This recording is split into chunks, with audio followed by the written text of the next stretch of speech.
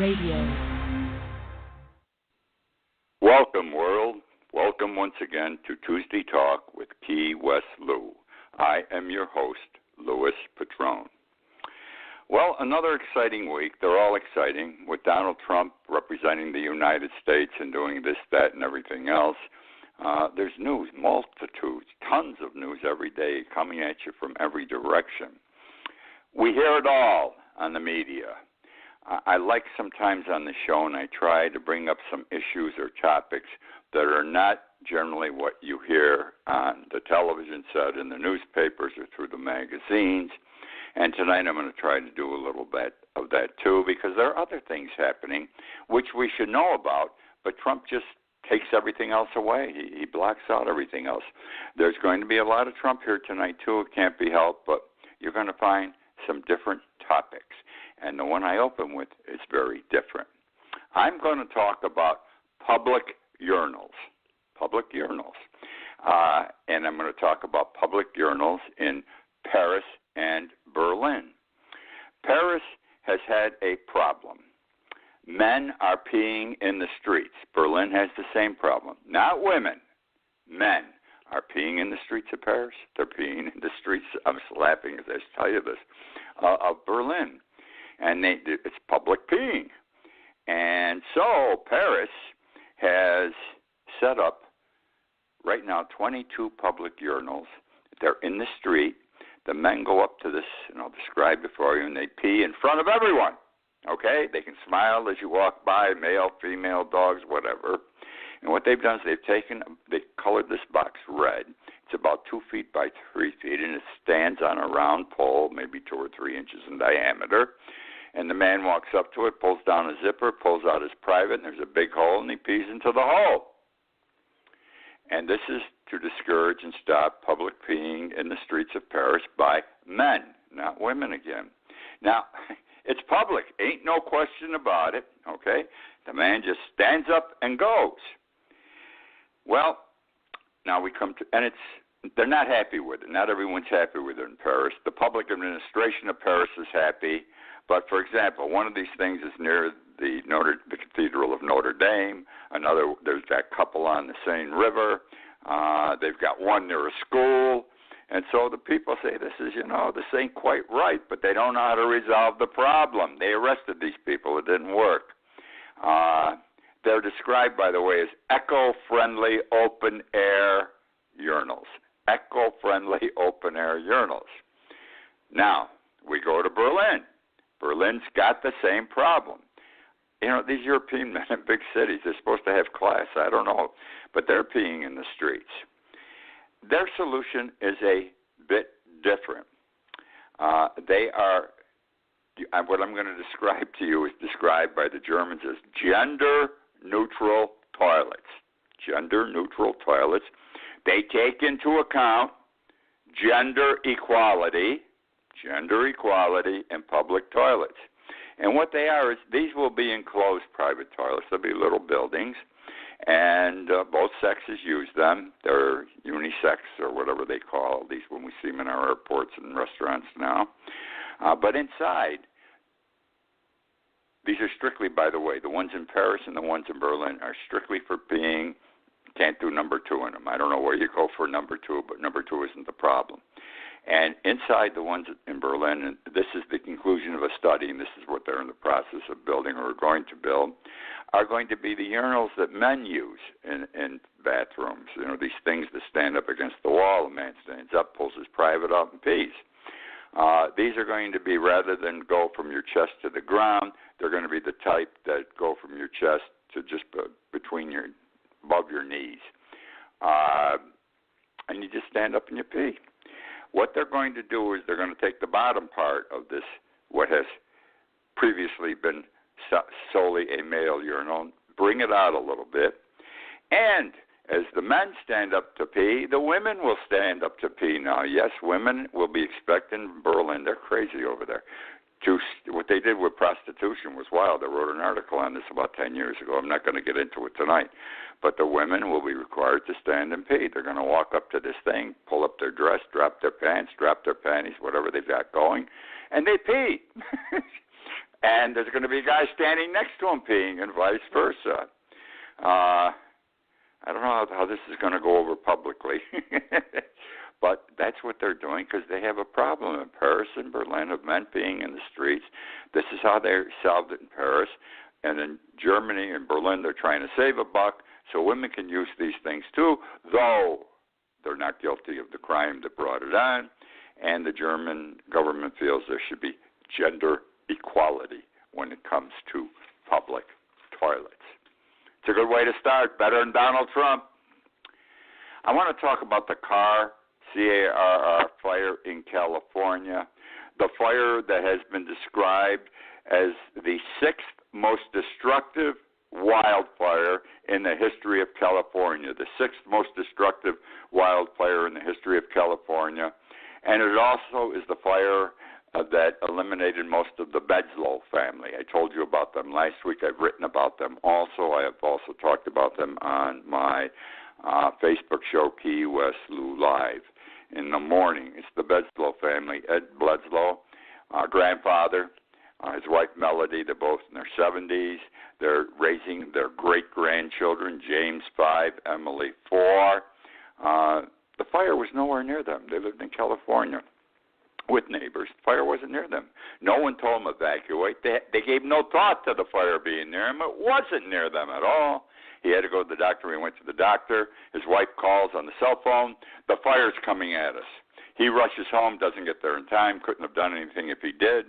He's the last seconds of his wife's life and the great-grandchildren. He's on the cell phone with them. The last one he talked to on the cell phone was his grandson, great-grandson, James, 5 years old, who says, "Papa, hurry up. The fire's coming through the door." And that's the last he heard of any of his family. Now, I've already told you this, and it's sad. It's got to bring tears to your eyes. It's a crusher. How did this fire begin? It's interesting how the fire began, and that's the thrust of tonight's story on the CARR fire. Someone was driving along the road in the forest and got a flat tire. A flat tire caused this massive fire. A flat tire killed his family because the car got a flat tire.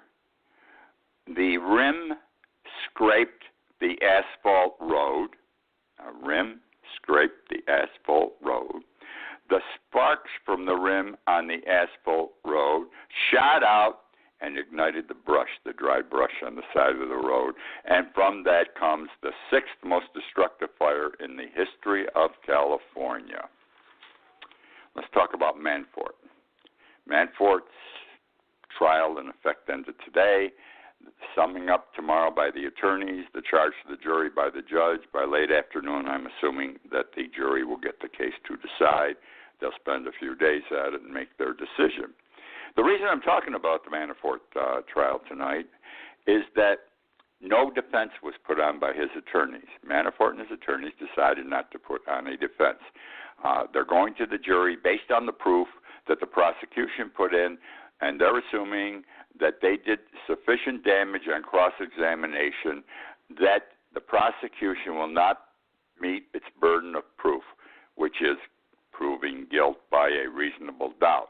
Now, as a lawyer spent his life in the courtroom, let me tell you, reasonable doubt's a heavy burden. It's not, he could be guilty, he may be guilty, maybe yes, maybe no, it's sort of 50-50. He's got to be guilty beyond a reasonable doubt, which means there can't be any thought in your mind he isn't guilty, okay?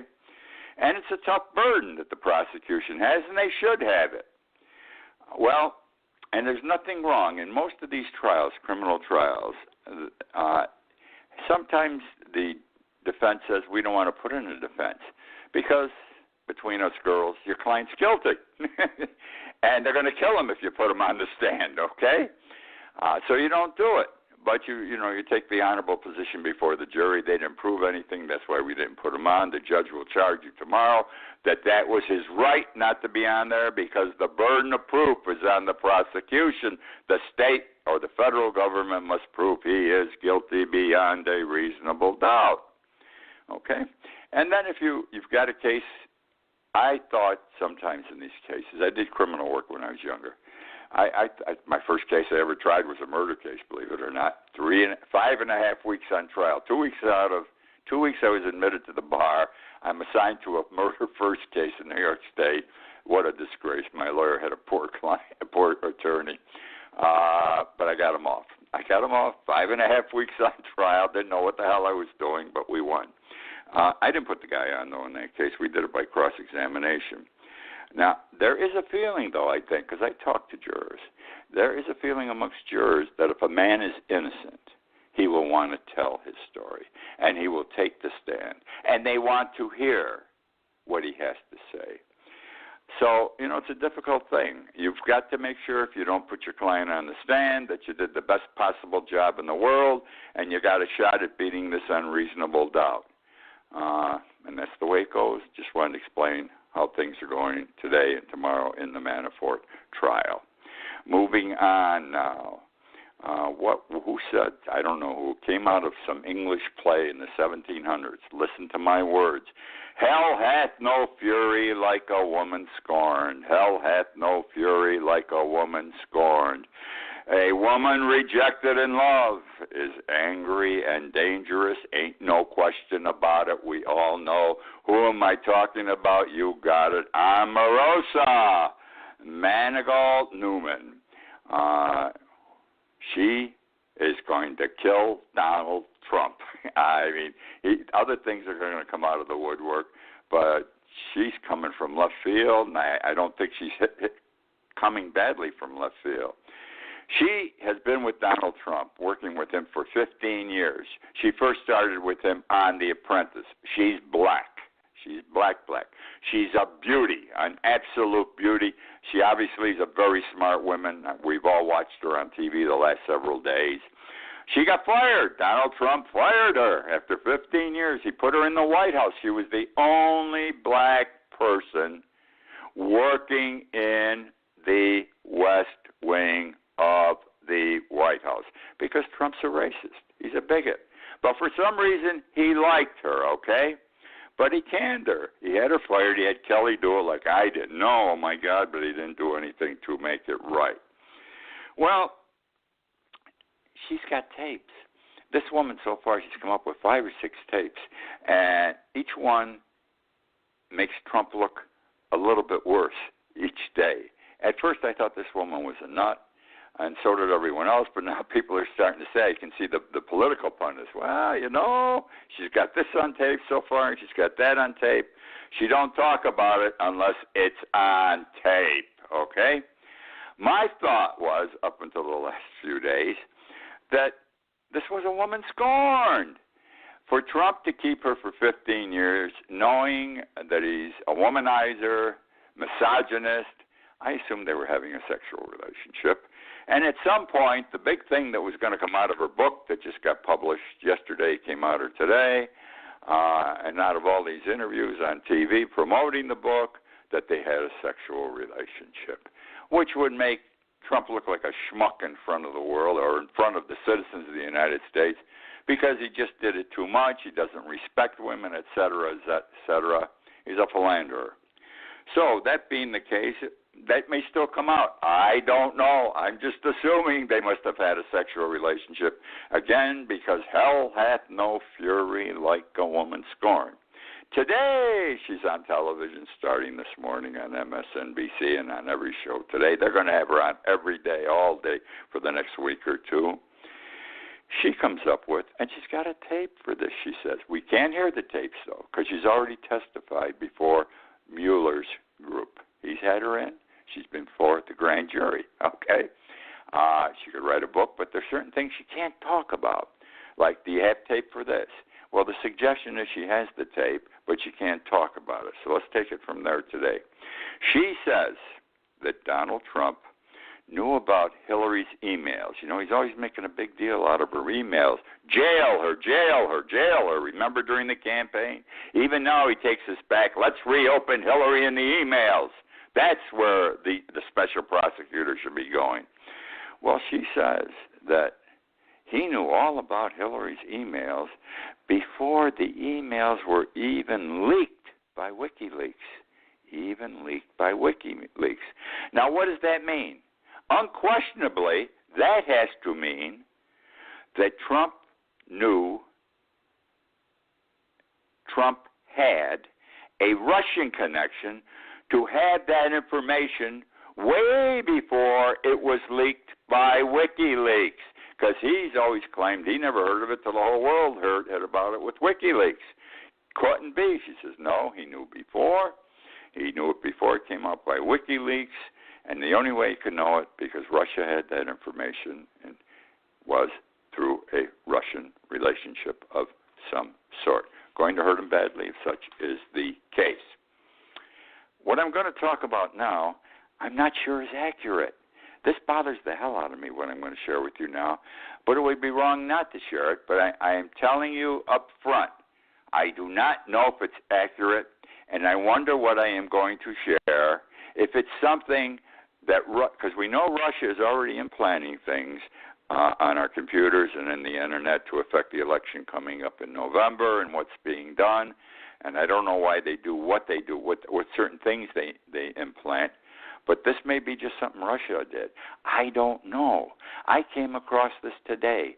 What I came across today, I haven't heard anywhere on the media at all. At all. The newspapers aren't talking about, the TV shows, the internet. Nobody's talking about it. So I found it. I found a story someplace. And here's the story. Peter Strzok. He is the FBI agent that Trump had fired this week, the special FBI agent, the one who was working for Mueller and had been was part of the team investigating Trump at the beginning of this Russian investigation. And his girlfriend was an employee of the FBI too, and they'd email back and forth. They were in love. He was cheating on his wife, and he was saying this Trump's no good in effect, and we're going to get him, et cetera, et cetera. And this all came out. Mueller immediately fired him at the time. Well, he's already testified before Congress openly under oath, and he says, yeah, I did that, but it didn't affect my judgment because I've been in the FBI 26 years. These things don't affect my judgment. I was just sharing a personal feeling that does not affect my work. So now he's no longer a federal employee, we all think. But what I came across today said he's still a federal employee because he worked simultaneously for the FBI and the CIA. He was, in effect, a double agent. And he's still working for the CIA. He only got fired from the FBI. When something like this happens, it's called sheep dipping. Sheep dipping. Sounds like defecation, but I don't know what it is. But sheep dipping means we're in a government situation involving intelligence people. They have alternate identities. They carry two identities in the work they do. Now, with the FBI, Strzok was Deputy Assistant Director of the FBI's Counterintelligence Division. That job's gone. He's canned. With the CIA, he is purported to be Section Chief of the CIA's Counter-Espionage Group. CIA's Counter-Espionage Group. Now, again, this came up today. I found it.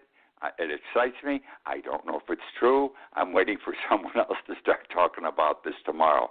And if it doesn't pop up tomorrow, the next day, what I've just shared with you is false, but I'm qualifying my whole presentation of it with it could be an error, but if it isn't, it's amazing. I'll tell you why it's amazing.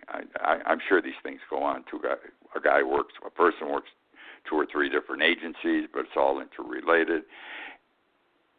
It's important to know because it means that Donald Trump didn't know, and Donald Trump's staff did not know. And what the hell how smart is Donald Trump, and how smart and helpful are his staff if they didn't know? They're running our government. They should know these things. And that's that story. A grand jury for 2 years has done a study in the state of Pennsylvania. And the study was of the Catholic Church and the priests and the predator priests and what they were doing to the kids and everything else. And Did the Catholic Church, the hierarchy of the church, meet its responsibilities? Did they chastise the priests? Did they throw them out of the order? Did they turn them into the authorities? What they did and didn't do. And the Supreme Court of Pennsylvania, the highest court, ordered this week that the grand jury report be made public. And so I'm going to share with you the grand jury report. It's very simple. It says that the Catholic Church, over a period for 2 decades, 20 years, protected more than 300 predator priests. Protected more than 300 predator priests. Involved were over 1,000 children, all victims, 1,000 children. And where did they get this information? 300 predator priests, 1,000 plus children, from the Catholic Church's own records. From the Catholic Church's own records. Wow. And something else came up that I wasn't aware of. You may have been. I thought these were all boys. Turns out they were boys and girls. Now, we're going to talk about assassinations. You would think, foreign countries are out there killing people. We know that Kim from North Korea, he kills his own family in another country. They poison people. They gas people. They do this to them, that to them. Putin's one of the biggest assassinators in the world. He assassinates his enemies all over the world, most recently in London and Paris. And there are other dictators, authoritarian figures who do the same thing. And I'm not saying Trump does it, and I'm not saying we do it, but I'm going to say who does do it, and you're going to be shocked. The world's leader in assassinations, believe it or not, is Israel. Israel is the leader in assassinations, okay? In the last 10 years, Israel has killed more people than any other country since World War II. 800 in the last 10 years alone, okay? And the pace is picking up. And what they do to kill the enemies of Israel, and they go everywhere to kill them, not just Israel, they use the Mossad, M-O-S-S-A-D, the Mossad, whatever way you pronounce it. They are Israeli secret agents. Now, that doesn't bother me as much as it bothers me that the leader, the Donald Trump of Israel, is Netanyahu. I don't like Netanyahu. I haven't liked him for years. He has gone from being a typical Israeli leader, a man to be admired. He's now become authoritative. I think he'd like to be prime minister or president of Israel forever, just like Donald Trump would like to be of the United States and the guy in Turkey for the rest of his life. And Kim's already got it, and Putin's probably going to have it. He just does these things at random. He orders these deaths. I think the guy's he's off his whack. He's crazy. He wants to be powerful. Everybody wants to be powerful. He says he's protecting Israel. I think he's shaming Israel. There's a line we draw, okay? He's as bad as Hitler was. I've got to say it this way. I'm sorry. Hitler killed the Jews by the millions. He isn't doing it by the millions. But he's doing dirty, rotten things like the Nazis did, and he shouldn't be doing. And he's doing rotten, dirty things like Russia does and North Korea. He shouldn't be doing that. And like Duterte's doing now in the Philippines. This is Israel, the democracy of the Middle East. We have helped them since day one when they were born in 46 or 47. It's wrong what he's doing, okay? Now, to show, and he's getting his nose involved in things where they shouldn't be. Most recently, in the past 10 days, let's say, he wants to go to war with Iran. And he wants us to join him in a war with Iran. And when you think about Donald Trump, who broke the agreement that the United States had with Iran to prevent them from developing nuclear weapons any further for the next 15 years, which now frees Iran to do what they want. He says we got to get Iran. That's what Netanyahu is telling his buddy Donald Trump, and I fear because Trump a couple of weeks ago was saying, you don't do what we want, we're just going to come over and take care of you. I'm Donald Trump. I'm going to get you, just like he was going to get Kim. Kim made such an asshole out of Trump, didn't he? Wild. Anyhow, He's looking for a war, a reason to go to war with Iran, and he wants our support in that war, and he believes he will get it through Donald Trump. He is also right now threatening to deploy Israeli military to Yemen. They don't need him in Yemen. We got to get people the hell out of Yemen. That's why the Yemen people are dying like crazy. Also, in Syria, the Syrian military claims it recently shot down 2 Israeli reconnaissance drones over Damascus.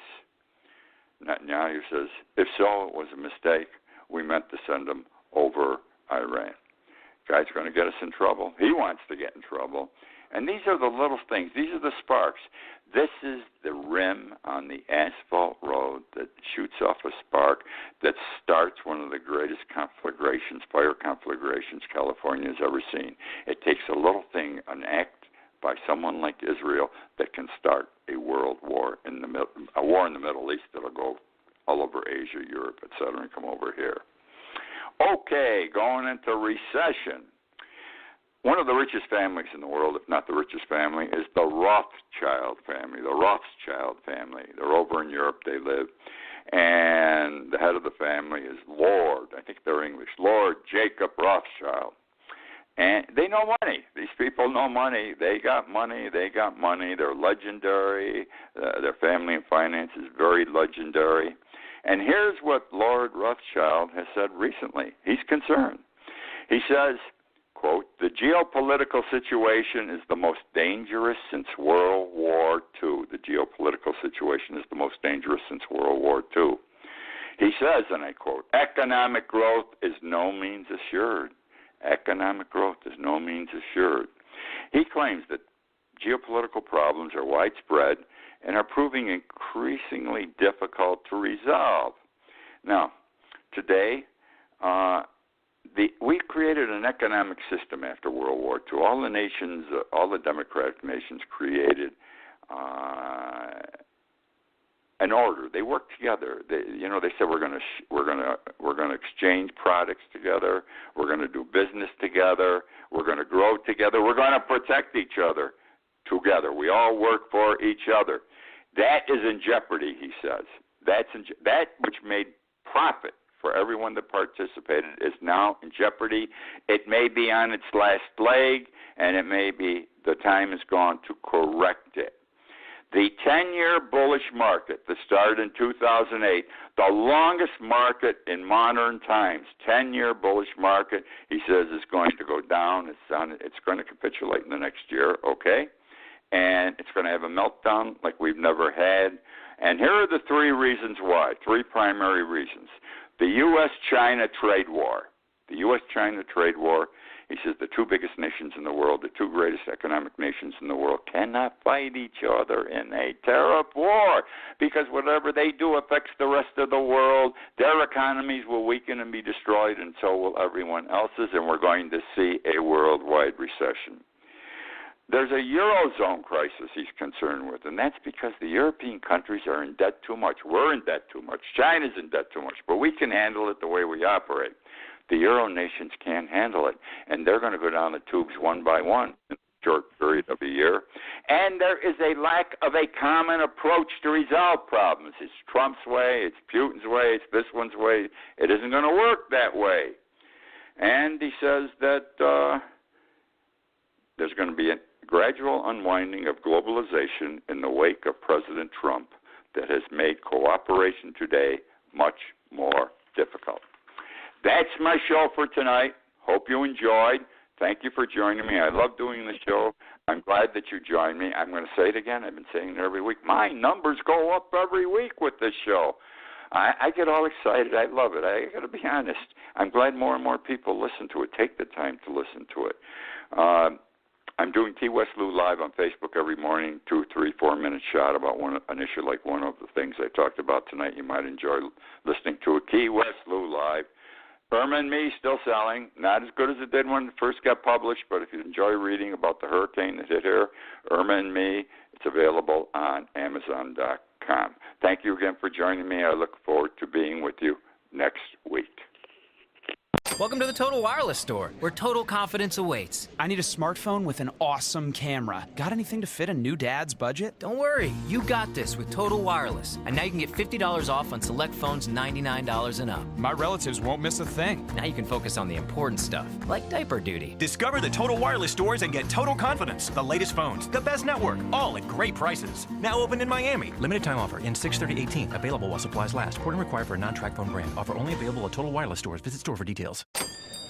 Welcome to the Total Wireless Store, where total confidence awaits. I need to keep up with my teens this summer without sweating high cell phone bills. Don't worry, you got this with Total Wireless. We have plans to fit all your family's needs starting at just $25 on the nation's best 4G LTE network. I won't miss a thing. Now you can focus on the important stuff, like arguing about curfew. Discover the Total Wireless stores and get total confidence. The latest phones, the best network, all at great prices. Now open in Miami. Refer to the latest terms and conditions of service at TotalWireless.com.